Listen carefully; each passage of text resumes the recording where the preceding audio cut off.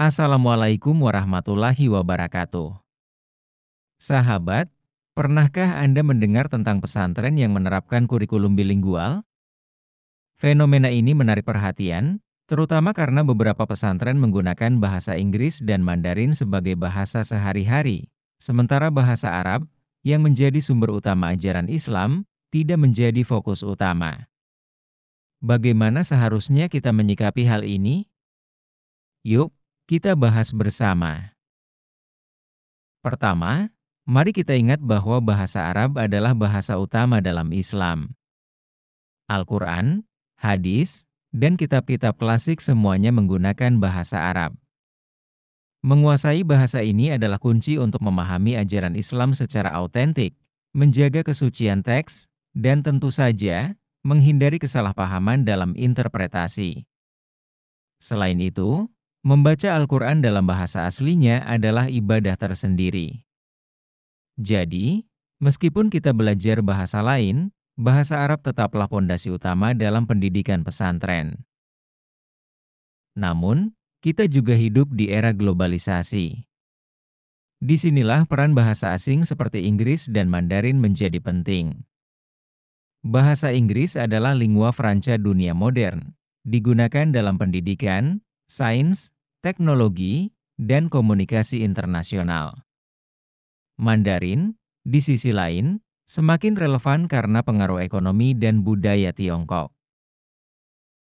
Bayangkan potensi luar biasa bagi santri yang mampu berdakwah menggunakan bahasa global.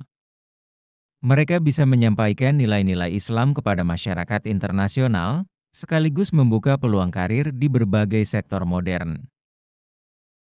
Jadi, bagaimana pesantren bisa menyeimbangkan semua ini?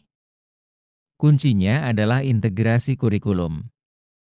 Bahasa Arab tetap harus menjadi prioritas utama untuk memahami Islam secara mendalam. Di sisi lain, bahasa Inggris dan Mandarin dapat menjadi pendukung, memperkuat kemampuan santri untuk bersaing di dunia global. Menurut saya, langkah ini sangat baik jika dilakukan dengan benar. Pesantren perlu relevan dengan kebutuhan zaman, tetapi tidak boleh kehilangan nilai-nilai esensial Islam. Bahasa Arab tetap harus menjadi inti, sementara bahasa asing menjadi alat pendukung. Dengan begitu, santri bisa mendalami Islam sekaligus menjadi duta yang membawa pesan damai Islam ke seluruh dunia. Untuk mencapai itu, saya merekomendasikan beberapa hal. 1. Bahasa Arab sebagai mata pelajaran utama yang wajib dikuasai oleh semua santri. 2. Bahasa Inggris dan Mandarin diajarkan sebagai pelengkap untuk membangun keunggulan kompetitif. 3. Gunakan metode pengajaran modern, seperti diskusi aktif atau simulasi dakwah multibahasa, agar pembelajaran lebih menarik. Dalam konteks sosial kemasyarakatan, agama berperan sebagai sarana transformasi sosial dari adanya konflik menjadi damai.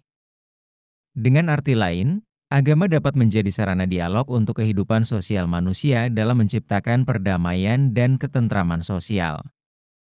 Bagaimana cara mewujudkan hal itu menurut Anda?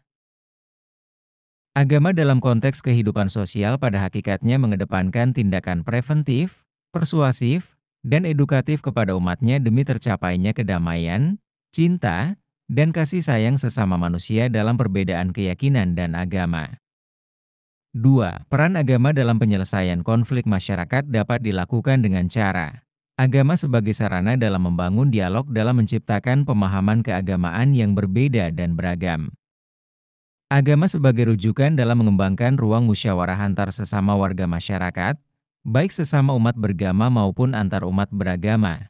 Agama sebagai landasan nilai dalam mengembangkan sikap umat yang penuh damai, cinta, kasih sayang, dan saling menghormati. Kesimpulannya, fenomena pesantren bilingual adalah inovasi yang sangat positif selama tetap mempertahankan esensi bahasa Arab. Dengan keseimbangan yang baik, kita bisa mencetak generasi santri yang tidak hanya paham agama secara mendalam, tetapi juga siap berdakwah di panggung dunia. Semoga inovasi ini menjadi langkah maju dalam pendidikan Islam. Terima kasih sudah menyimak. Wassalamualaikum warahmatullahi wabarakatuh.